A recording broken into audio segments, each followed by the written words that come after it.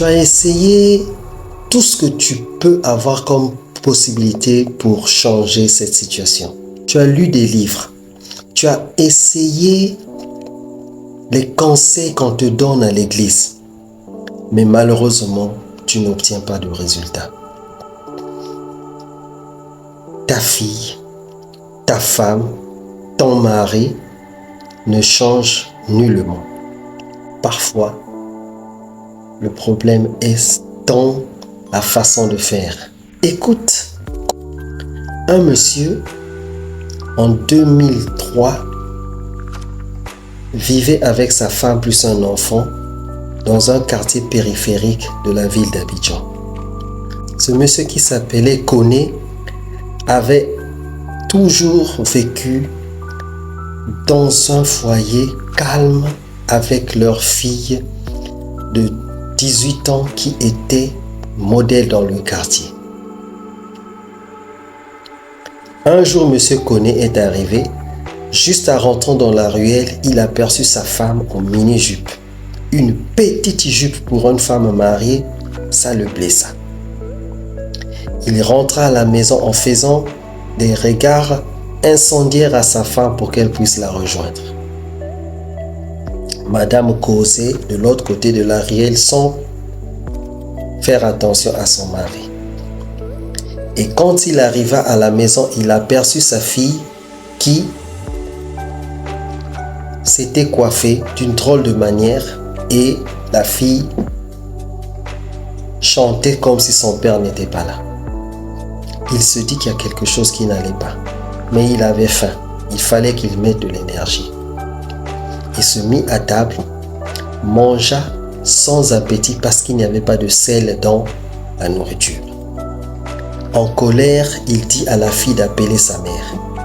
La mère vint et Madame Koné se tint devant la porte. Le mari lui dit, regarde ta tenue. Penses-tu que c'est une tenue digne d'une femme mariée? La femme regarda sans dire. Et c'est quoi cette nourriture que tu m'as préparée qui est insipide? La femme lui répondit. Je constate qu'en fait, tu commences à remarquer qu'il y a une femme dans cette maison et qu'il y a une femme qui prépare. L'homme lui dit, que veux-tu dire par là? Ne t'ai-je pas acheté des habits? Ne t'ai-je pas donné l'argent pour la popote? Alors pourquoi tu vas me dire que je ne fais pas attention à toi? Je peux m'habiller de n'importe quelle manière ici, monsieur ne dira aucun mot. C'est lorsque je mets une tenue indécente qu'il remarque que je fais des efforts pour lui plaire. Je peux préparer tous les repas, je peux les décorer comme je veux et c'est lorsque je n'ai pas de sel que monsieur peut comprendre que ce repas est raté. Penses-tu qu'un homme qui ne remarque pas les efforts de sa femme et de sa fille peut aller prétendre qu'il les aime? Monsieur Koné était silencieux. Il avait compris ce qu'il avait fait. Nous vivons dans une société où les enfants qui sont corrects ne sont pas remarqués. On parlera et on accordera plus d'énergie à ceux qui dérapent. Dans une salle de classe, si on accorde un peu du regard au premier, mais c'est surtout le dernier qui est le perturbateur, qui est connu de l'école et de la direction. Toute l'énergie sera mise pour celui-là.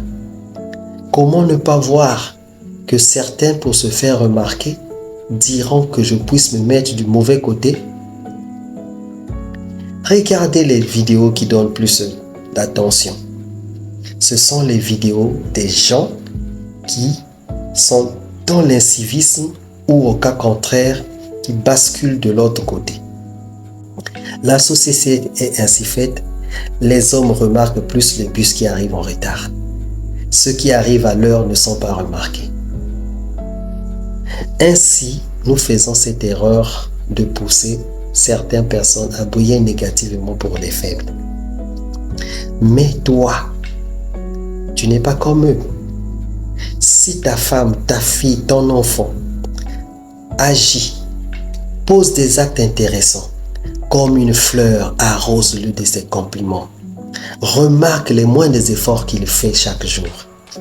Si ton mari fait quelque chose de bien, augmente même de 5 francs ta popote, félicite-le. Si ta femme ajoute une graine d'arachide de plus sur ton couvert, félicite-le. Si ta fille se comporte et s'habille correctement, n'attends pas qu'elle puisse porter des habits indécents pour lui faire remarquer qu'elle s'habille mal. Si nous faisons cet effort, nous récolterons les fruits d'une société qui est digne d'être louée, car le résultat serait intéressant.